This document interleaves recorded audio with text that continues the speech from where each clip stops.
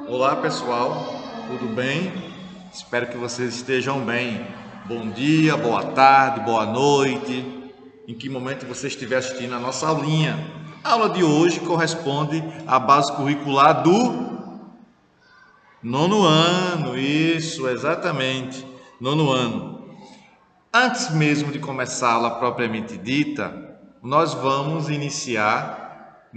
nós vamos fazer uma recomendação importante que eu tenho feito nos últimos dias, nas últimas aulas. Qual é a recomendação, professor? Para que você siga as orientações da Organização Mundial de Saúde. E quais são essas orientações, professor? Orientações no que se refere às ações preventivas contra a pandemia que nós estamos vivenciando no mundo inteiro, que se alastrou pelo mundo inteiro. Então, ali, a utilização de máscaras, correto? A utilização do álcool em gel e o isolamento social. Tá bom? Perfeito? Tranquilo? Seguindo essas orientações, nós vamos ter uma situação de melhoria nesses números, nesses índices aí que estão assolando o nosso país. Vamos começar nossa aula falando sobre o fascismo. Esse conteúdo foi um conteúdo que foi estudado na aula passada de forma introdutória e hoje nós iremos aprofundar esse conteúdo, não é mesmo? Temos aí o fascismo italiano. O que significa isso, o fascismo italiano? É um regime político, não é, que vai defender o governo centralizador, um governo forte, com um único representante, sem a presença da democracia, sem a presença de adversários políticos, uma rigidez muito forte do ponto de vista político, a situação de um ultranacionalismo, um nacionalismo muito forte, a agenda também, a diretriz para, além desse ultranacionalismo, um militarismo muito forte, as forças militares sendo evidenciadas e também o avanço dessas forças armadas em invasão, em tomar posse de outros territórios, além da superioridade, não é, da visão preconceituosa através do etnocentrismo. Essas aí são as diretrizes, são as bases do nazismo, do fascismo. O fascismo que está atrelado ao nazismo, mas o fascismo vem primeiro, o fascismo que é a base de tudo, que é a raiz de tudo, é o fascismo, que nasce na Itália mediante uma conjuntura ali política e social de caos. É nesse contexto que surge o fascismo e ele é facilitado, tem um viés de facilitação de acordo com aquilo que estava sendo vivenciado dentro da própria Itália, ou seja, uma nação que vivenciou um pós-Primeira Guerra Mundial, que vai devastar economicamente, socialmente o país, uma situação pós-quebra da Bolsa de Valores, de um período de recessão, um período de miséria, que favorece ao surgimento de um movimento radical, de uma corrente política radical, de ultradireita, de um pensamento muito conservador.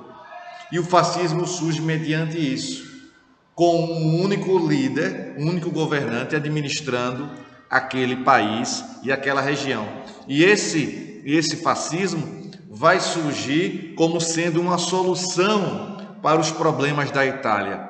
Porque quando um país se encontra numa situação de devastação econômica, de devastação social, ele tende a absorver esses ideais radicais, não é isso?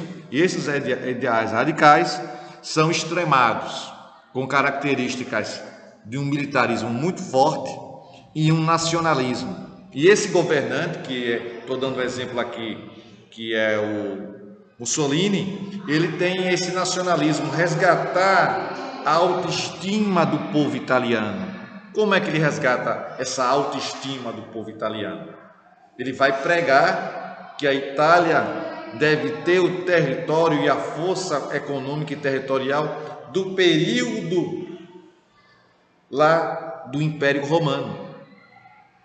Veja, em pleno século XX, Mussolini quer que a Itália tenha a mesma concepção territorial geográfica que tinha lá no Império Romano.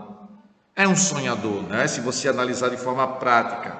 Mas observe, todos esses sonhos mexem com o nacionalismo italiano.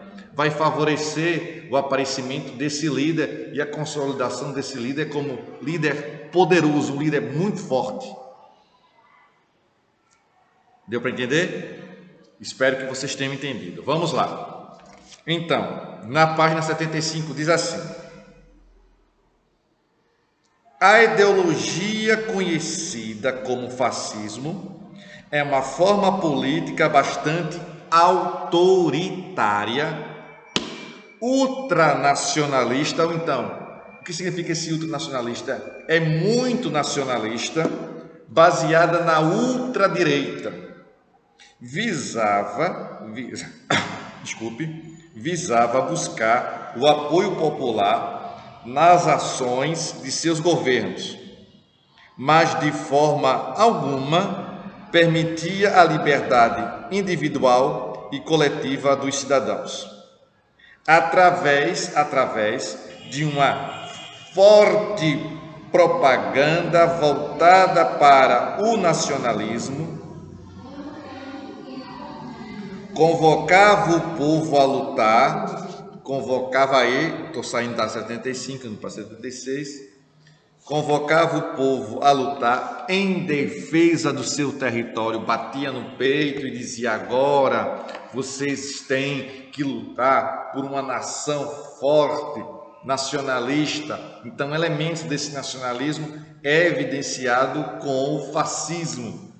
É evidenciado na figura de quem? Muito bem, na figura de Benito Mussolini, um jornalista que ascendeu o poder na Itália. Vai promover a marcha sobre Roma, que a gente vai vivenciar. Ele vai promover um acordo com a Igreja Católica, que é o chamado Tratado de Latrão. Mas eu não vou aqui promover spoiler nem nada. Eu estou somente antecipando alguns fatos, para você ficar com a sua curiosidade muito aguçada. Pois bem, o que é que temos aqui? 76.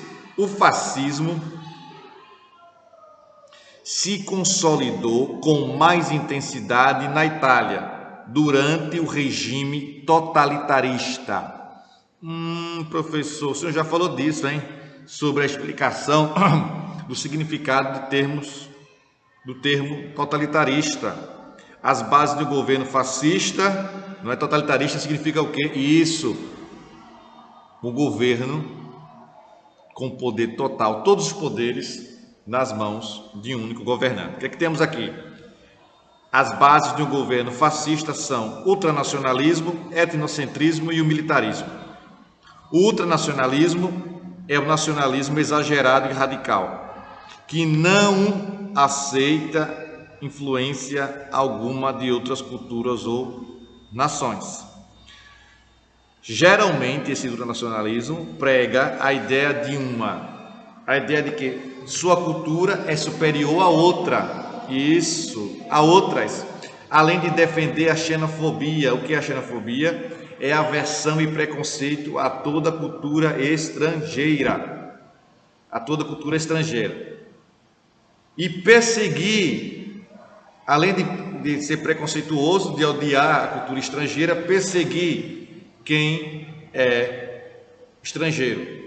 Para os ultranacionalistas, o Estado tem primazia sobre as pessoas, tem prioridade sobre as pessoas. O Estado é que concentra tudo. O Estado é quem tem força. Não é? Portanto, estas devem seguir as ordens do governo centralista e fascista. Nessas condições, o preconceito racial e social cresce e vira motivo para o surgimento de conflitos armados em suposta defesa da nação e do povo. O etnocentrismo. Que é etnocentrismo? É a ação preconceituosa realizada por um grupo de etnias com o mesmo idioma e cultura contra grupos que possuam características diferentes. Como o homem geralmente nega e age contra aquilo que não conhece, o fascismo estimulou a defesa de superioridade de sua etnia sobre as outras, o que gerou vários conflitos. Além disso, as rivalidades que foram decisivas na Primeira Guerra Mundial também foram importantes para o crescimento da prática etnocêntrica, não é? Aqui no link, traz aí para a gente um rápido resumo de quem foi o Benito Mussolini. Foi o maior líder do Partido Nacional Fascista, tornou-se primeiro-ministro italiano em 1922, com o título de segundo Duce. Duce significa líder em italiano, né? Traduzindo aqui a tradução rápida, rasteira. Comandou a marcha sobre Roma, movimento que fortaleceu as ideias fascistas. Governou a Itália num regime totalitário conduzido até a Segunda Guerra Mundial. Temos aqui uma imagem, não é, muito forte em relação à xenofobia, que é os judeus sendo levados, e particularmente na Alemanha, está descrevendo a legenda da imagem, Deus de forma crescente e avassaladora. Os judeus foram perdendo seus bens, os direitos políticos, confinados em guetos, até chegarem à suposta solução final, como foram chamados ali a morte dos judeus. Infelizmente está acontecendo isso. A gente vai entrar nesse assunto nas próximas aulas, né, de forma mais aprofundada. 77.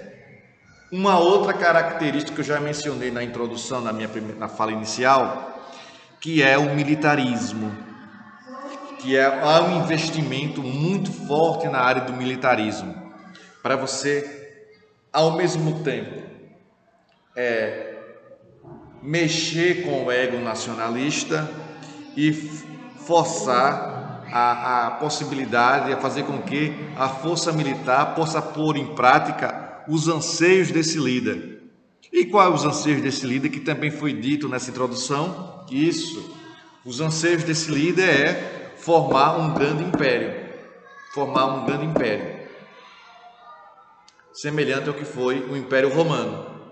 Mas seria uma coisa bem complicada. Você dizer, até professor, esse cara é louco, não vamos entrar de forma nenhuma nesse aspecto psicológico. Vamos somente conhecer os fatos históricos, tá certo? Cada um vai tirando essa conclusão do ponto de vista se tinha condições de formar um novo Império Romano ou não, se era possível fazer isso ou não.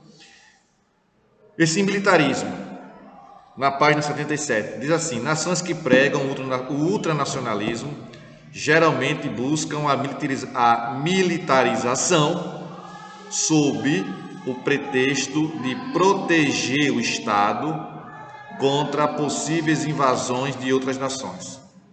Na prática, o fascismo usou a força militar não só para atacar outras nações, na tentativa de buscar sua hegemonia na Europa, mas também para intimidar seu próprio povo com o intuito, ou seja, com o desejo de barrar qualquer possibilidade de oposição ao seu regime. Os fascistas organizaram grandes exércitos e investiram bastante em tecnologias de fabricação de armas. Então, para ter condições de invadir, subjugar uma região, não é? Dominar uma região, teriam que ter um exército forte. A gente percebe isso aqui, deixa bem claro essa situação. Então, proibida de ter um exército. Aqui tem uma foto do exército da Alemanha, que diz assim, ó, o item aqui, a legenda: proibida de ter exército pelo Tratado de Versalhes. Aí você se pergunta, professor, o que foi esse Tratado de Versalhes, não francês, o que foi? Foi, meu querido, um tratado de paz assinado, em que a Alemanha ficou acordada naquele tratado por escrito, evidentemente, que a Alemanha não podia formar exército, não é? E percebe-se aqui que a Alemanha disse: nem te ligo para essa orientação, para essa determinação de não poder formar exército, e formou exército sim. Deu para entender? Pronto. É um pequeno spoiler para o que vai acontecer, tá bom? Pequeno spoiler, preste atenção aí. Espero que vocês tenham compreendido. O fátio, feixe de varas, tem um exemplo aí, significado do fascismo. Era o símbolo do fascismo, inspirado no objeto utilizado pelo lictor, espécie de oficial de justiça na Roma antiga. Representava a união, a força do povo italiano, bem como a obediência a seu líder Mussolini. O fascismo na Itália, prosseguindo, contou com o apoio da Igreja Católica, principalmente após a assinatura do Tratado de Latrão, em 1929, em que a Igreja se comprometeu a apoiar o regime fascista na Itália, em troca do terreno que viria a ser construído o Estado do Vaticano. Ou seja, a Igreja Católica fechou os olhos para o fascismo e, em recompensa disso, foi assinado esse Tratado de Latrão, em que foi dado um terreno dentro do território da cidade de Roma para que a Igreja pudesse construir ali a cidade do Vaticano, o Estado do Vaticano. Outro fator interessante é que o fascismo adotou em sua organização algumas características do socialismo. Olha aí, parece loucura que regimes que são opostos, mas Mussolini utilizou algumas características do socialismo. Quais foram essas características, professor? A luta de classes do marxismo, que só adequada à disputa ultranacionalista contra estados que fossem totalitários do socialismo, não é? E a intervenção do Estado na economia. O que é isso? É quando o Estado vai intervir, como a gente viu quando estudamos a crise de 29, a depressão econômica, e os Estados Unidos, o governo americano, o Estado americano interviu na economia para recuperar a economia, fez o New Deal, um novo acordo, não é? O presidente Franklin Delano Roosevelt. Prosseguindo aí, mesmo com algumas características do socialismo, o fascismo não era adepto totalmente às ideias socialistas, comunistas e democráticas liberais, ou seja, eles eram adeptos de algumas partes, de alguns trechos, não é? Resumindo, ainda na 77, era contra qualquer regime que não fosse totalitário. Se o regime não fosse totalitário, o fascismo era contra, tornava-se inimigo dele, do fascismo.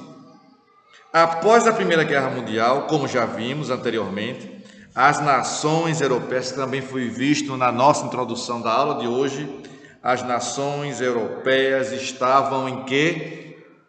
Estavam em grave crise econômica e social. A Itália, que havia apoiado inicialmente a Alemanha e depois passado para o lado da Inglaterra e da França, sofreu uma crise que gerou muito desemprego, o que motivou os operários a se organizarem. Nesse período, então, dois partidos tinham grande destaque e buscavam o poder propondo ideias diferentes. O Partido comunista, fundado em 1920,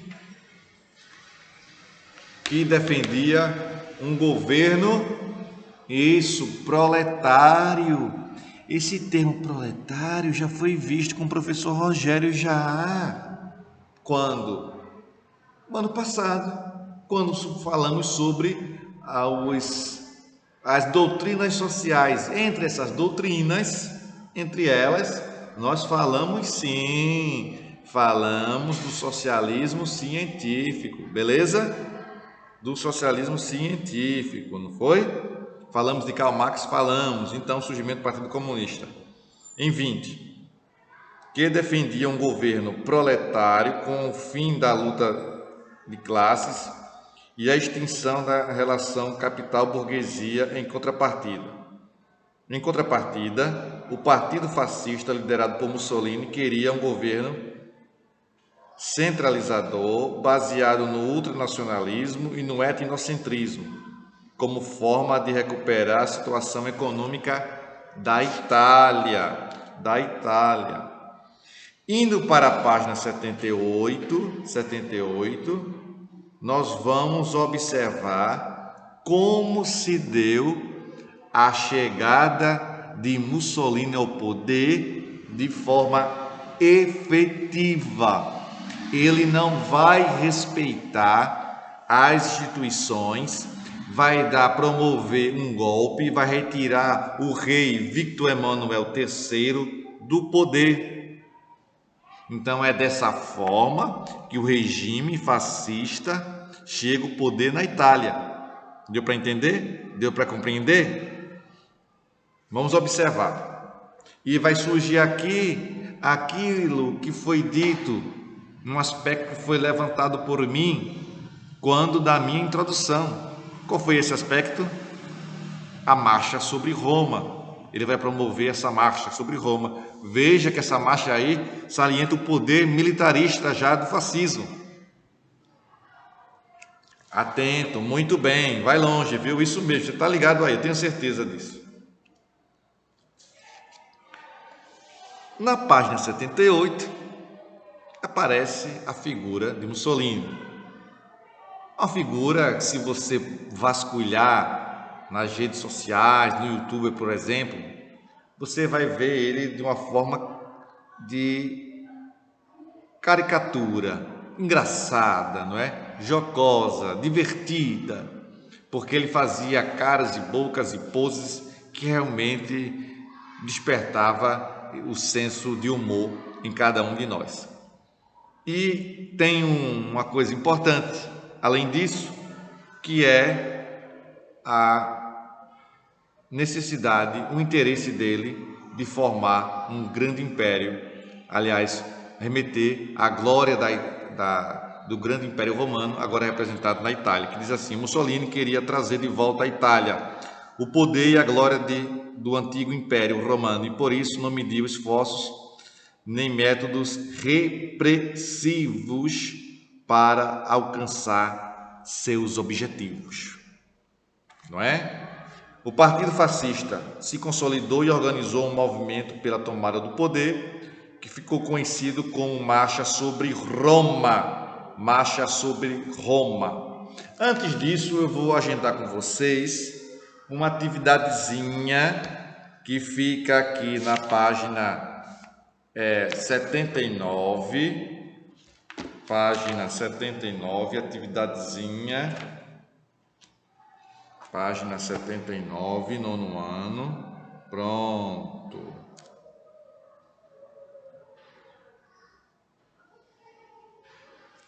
Setenta e 80, puxadão mesmo, tem que ser assim, tá bom? Pronto, anotem aí, página 79 e 80, tarefinha para vocês fazerem em casa, fazerem aí. O Partido Fascista se consolidou e organizou um movimento pela tomada do poder que ficou conhecido como a Marcha sobre Roma, em 27 de outubro de 1922, em que milhares de pessoas, a maioria militares e fascistas, marcharam em direção a Roma com o pretexto de protestar contra a corrupção do reinado de Victor Emanuel III. Este, temendo que um grande conflito acontecesse, convidou Mussolini para assumir o cargo de primeiro-ministro e organizar um governo parlamentarista. Perceba aí essa situação, né? O Victor Emanuel, sabendo, começando a perceber da força que Mussolini tinha, quando vai seguir um ditado que diz, né? Quando você não pode com seu inimigo, alice a ele. Então, como ele sabia, estava desconfiado que ia ter dificuldades com Mussolini, vou me aliar a esse cara aqui, para ver se eu consigo controlar um pouco e evito qualquer situação que ele queira fazer. Vamos ver no que é que vai dar isso. Então, Victor Emanuel, temendo um grande conflito acontecesse, convidou Mussolini para ser primeiro-ministro, ou seja, o chefe de governo, e organizar um governo parlamentarista, ou seja, quem vai mandar na Itália é Mussolini como chefe de governo. No regime parlamentarista é assim, quem manda é o primeiro-ministro, é o chefe de governo. Essas não eram as intenções de Mussolini, do Partido Fascista, visto que defendia um governo centralizador que pudesse fazer o povo adotar suas ideias. Mesmo assim, concorreu às eleições parlamentares, em que os fascistas tornaram-se maioria no parlamento. Mas logo em seguida, Mussolini deu um golpe de Estado, fechou o parlamento, estabelecendo um governo totalitarista sob seu comando. Não é? Vamos ver agora quais foram as principais ações do governo de Mussolini nesse primeiro momento. Vamos lá. Você deve aí também pegar seu marcador de texto e destacar esses itens aqui. Estabelecimento de um documento que afirmava o poder dos fascistas e o fim das liberdades individuais e coletivas. Fim das liberdades individuais, que vai ser conhecida, chamada de Carta del Lavoro. O outro item fala sobre determinação das relações de trabalho entre patrões e operários que deveriam se dar pela organização de corporações, diminuindo os direitos trabalhistas. O outro item fala investimento na indústria bélica, buscando se preparar. Investimento na indústria bélica, tem que destacar esses 3 itens aí, viu? Buscando se preparar para novos conflitos, como aconteceu anos mais tarde com a Segunda Guerra Mundial. Pois bem, com isso aqui nós concluímos, com esse item aqui, sobre a preparação para a Segunda Guerra Mundial, nós concluímos o fascismo, tá bom?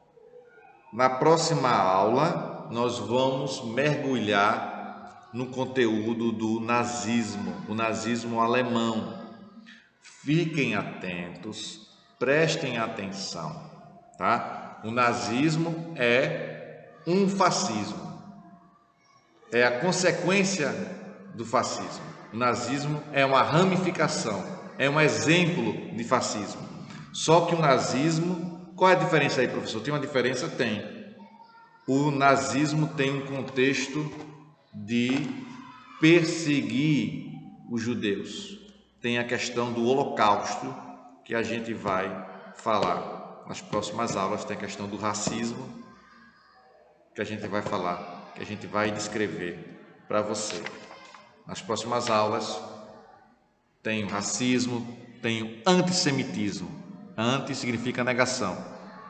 Antissemitismo. Semitismo vem de semita, que é o povo é oriundo dos semitas. Semita é oriundo de Sem. Quem é Sem? Sem é um dos filhos de Noé. Então, judeu. Antissemita. Quem é antissemita é contra os judeus. Deu para entender? Pois bem, espero que vocês tenham compreendido, que qualquer dúvida me procurem pelo aplicativo, estou aqui para ajudar vocês. Um forte abraço Se cuidem, Deus abençoe vocês. Até a próxima, pessoal, com as medidas preventivas pela Organização Mundial da Saúde sendo postas em prática, tá bom? Tchau para vocês e até a próxima.